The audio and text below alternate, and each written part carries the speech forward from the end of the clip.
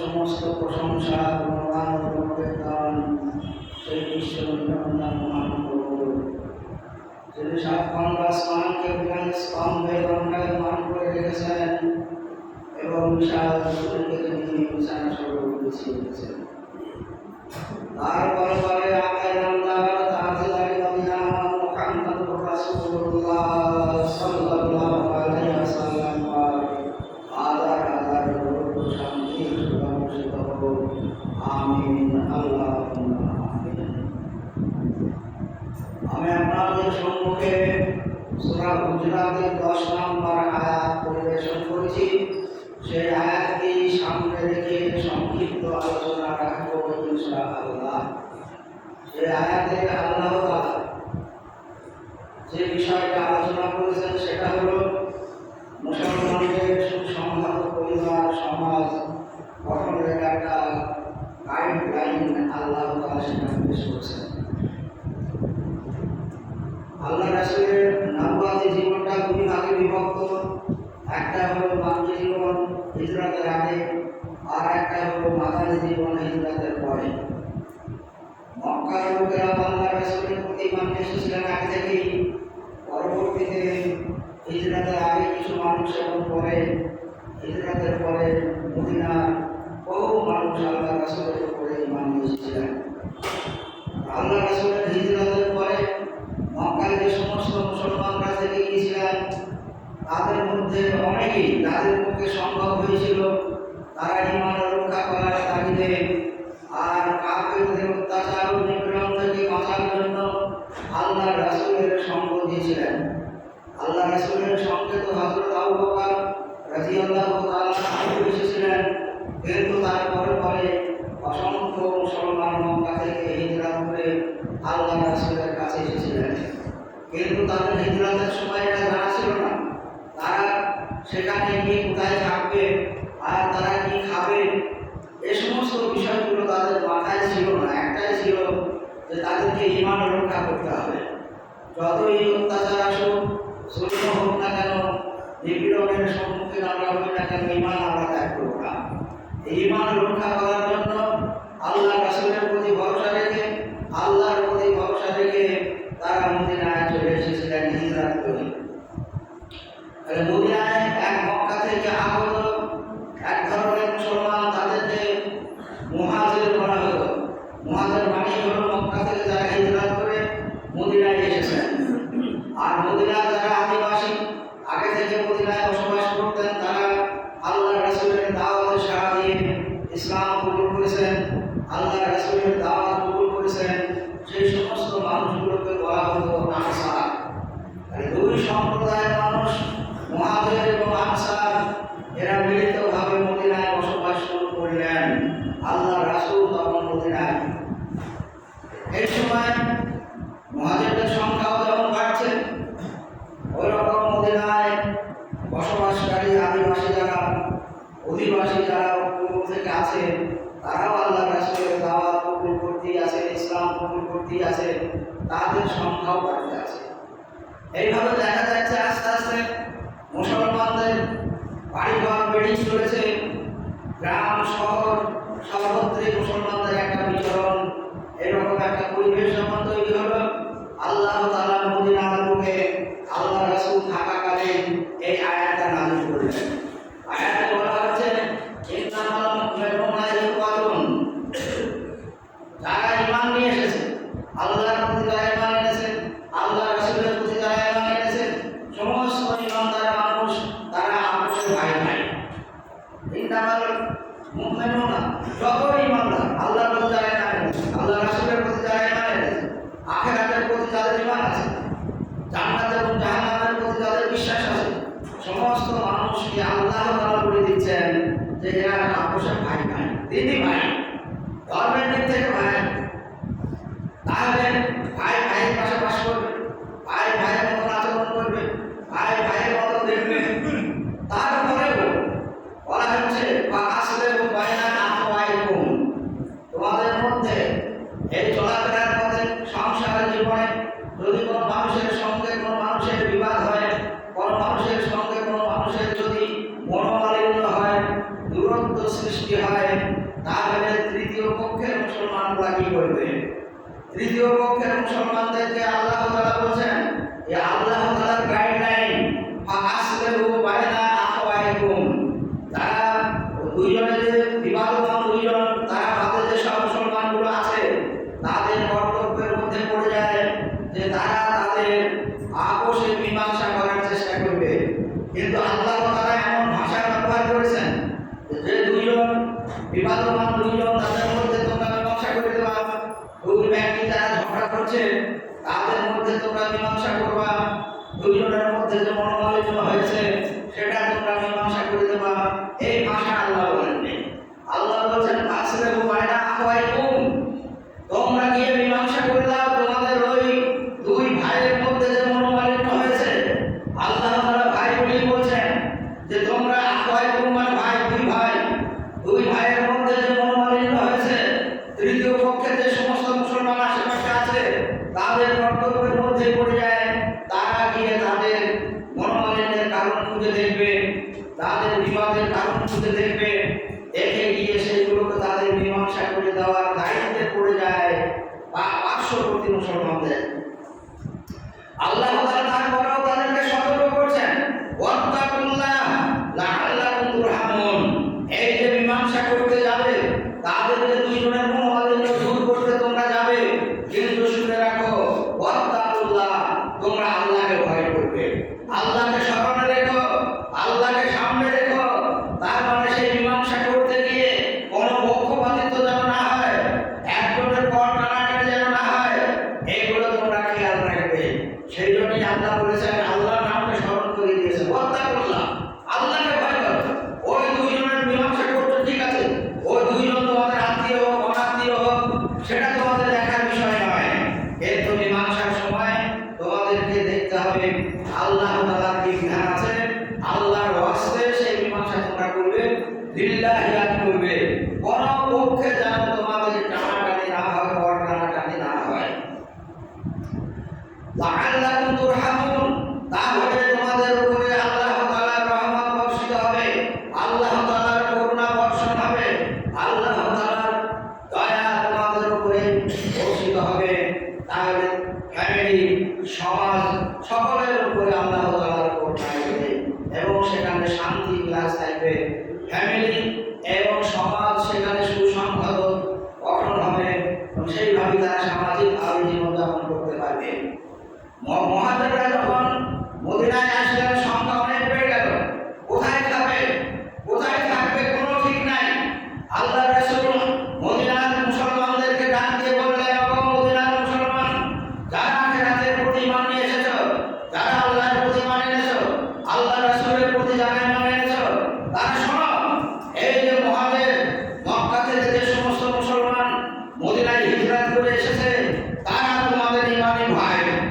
ঈমানি ভাই মানে তোমরা ঈমান এনেছো, তারাও ঈমান এনেছে, ওরা তোমাদের ঈমানি ভাই, তোমাদের দিনী ভাই, ওরা মুমিন, তোমরা মুমিন, তোমরা আপোষের ভাই ভাই। তাই তোমরা তোমাদের এই ভাইদের খাওয়া দাওয়ার ব্যবস্থা, ওদের থাকার ব্যবস্থা, ওদের বসবাস করার জন্য যে সমস্ত সুবিধা অসুবিধা হবে সেগুলো তোমরা একটু দেখো। আল্লাহ রাসূল জেনারেল ভাবে বলেছিলেন যে তোমরা ওদের সুবিধা অসুবিধা একটু দেখো, খাওয়া দাওয়া দেখবা, থাকা করে একটু ব্যবস্থা করে দিও। এই সমস্ত আল্লাহ রাসূল এতটুকু বললেন মদিনার মুসলমানদেরকে।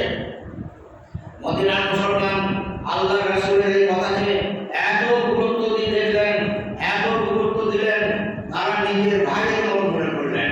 তারা দিনী ভাইয়ের মনে করলেন না, ঈমানি ভাইয়ের মনে করেনি, তারা নিজের ভাইয়ের মতো দেখলো।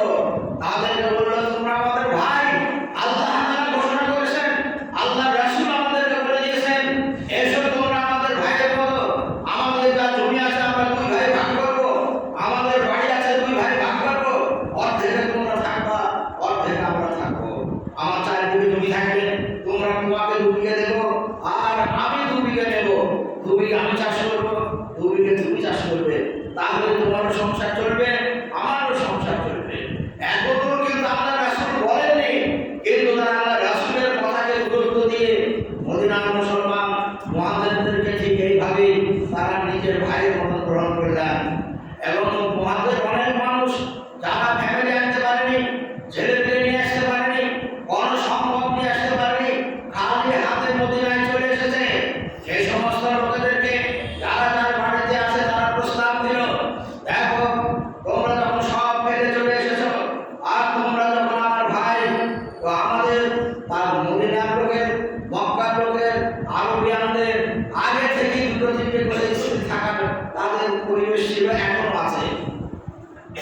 তো আমার এই স্ত্রীদের মধ্যে তুমি যেটাকে পছন্দ করবে তুমি বলো, আমি সেটাকে তালাক দিয়ে দেবো।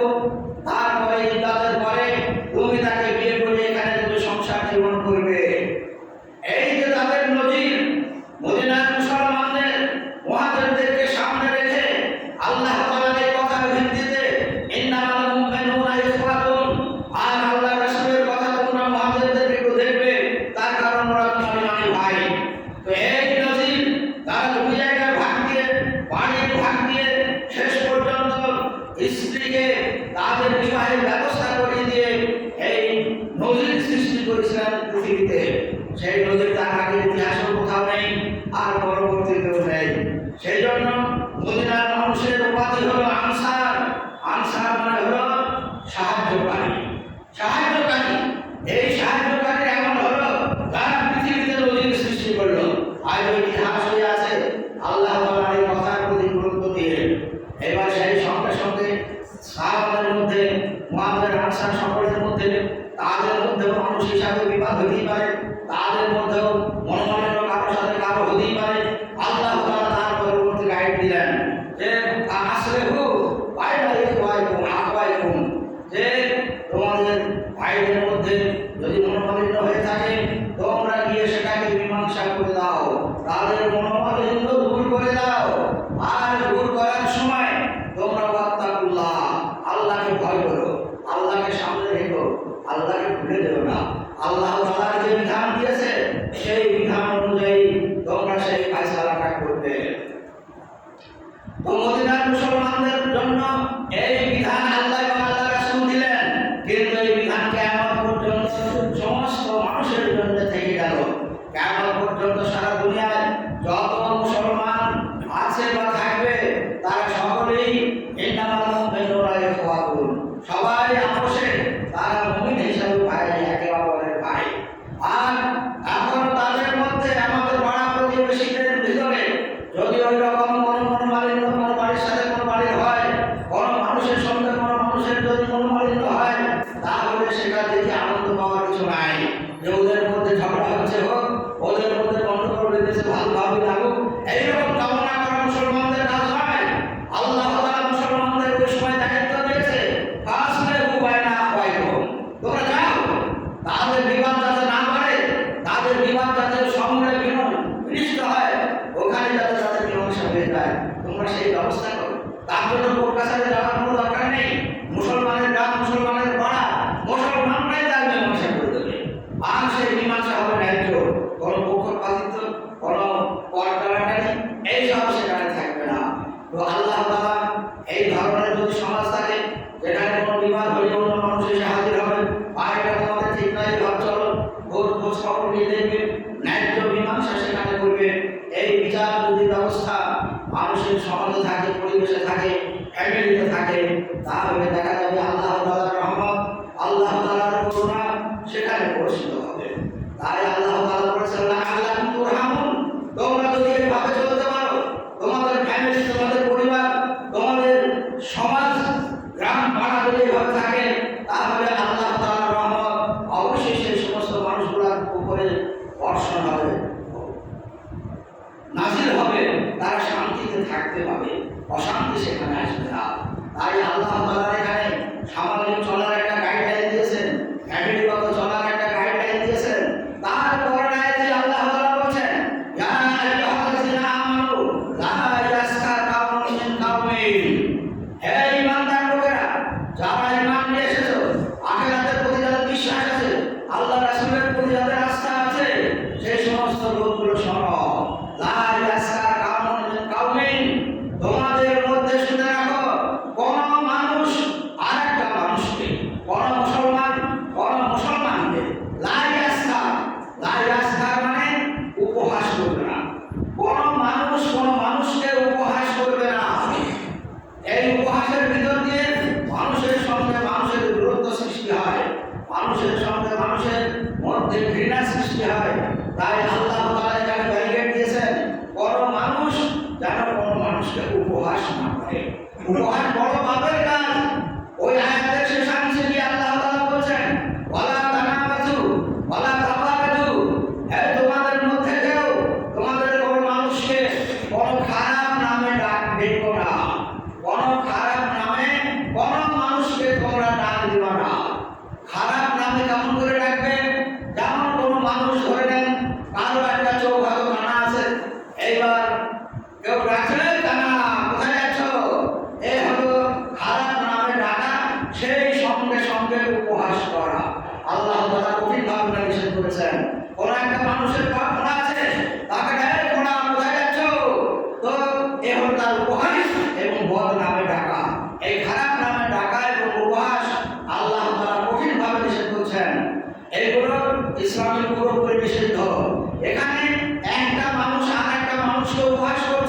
কিন্তু আল্লাহ তাআলা বলছেন লা ইয়াসখার কাউমুন মিন কাউমিন, একটা সম্প্রদায় আরেকটা সম্প্রদায়কে যেন তারা উপহাস না করে।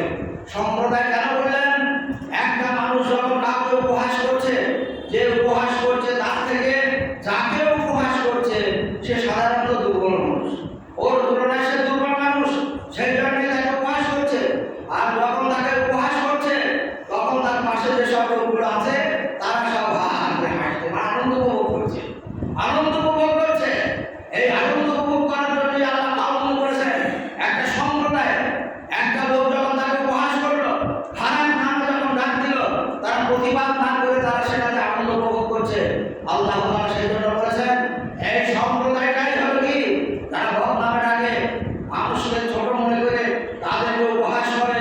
জেনে রাখো বাদাল ঈমান লাম ইয়াতু, সেই মানুষগুলো যদি ঈমান আনার পরে মুসলমান হয়, উপহাসকারী যদি মুসলমান হয়, তাহলে সে যদি মৃত্যুর আগে পর্যন্ত তওবা না করে, আর তওবা না করে যদি সে মৃত্যুবরণ করে, আল্লাহ তাআলা বলেছেন কিয়ামতের দিনে সে জালেমদের অন্তর্ভুক্ত হবে এবং তাকে জালেম হিসাবে কিয়ামতের দিনে তার ফয়সালা হবে।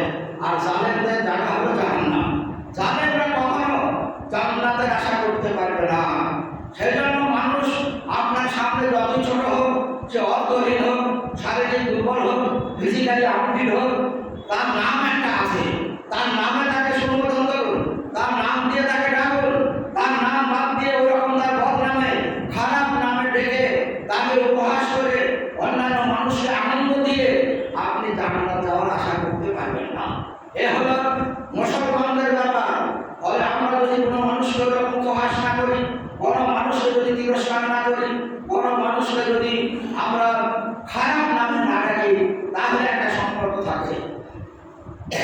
যখনই কাউকে উপহাস করবে, তাকে খারাপ নামে যখন ডাকবে, অটোমেটিক সে দুর্বল হলেও ওই মানুষটার প্রতি একটা তার ঘৃণা সৃষ্টি হবে, তার ভিতরে ওই মানুষটার সম্পর্কে তার একটা ঘৃণা হবে, তার ভিতর থেকে মনে মনে তার সঙ্গে একটা গুরুত্ব সৃষ্টি হবে।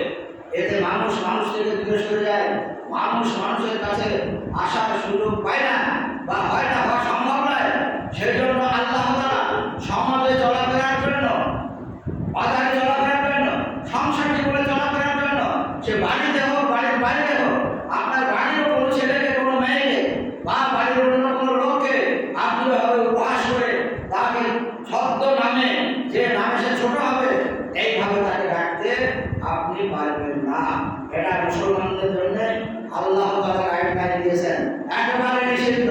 কোনো মুসলমান যদি উপহাস করে, কাউকে খারাপ নাম দিয়ে ডাকে, সে যে পাপটা হলো, আল্লাহ তাআলা বলছেন লাম ইয়াতু, যদি সে তওবা না করে মারা যায়, ওই গুনার জন্য, ওই পাপের জন্য যদি সে তওবা না করে আগে মারা যায়, তাহলে সরাসরি সে জালেমের দলভুক্ত হবে এবং জালেম হিসাবে আল্লাহ তাআলা কিয়ামতে তার উত্থান করবে।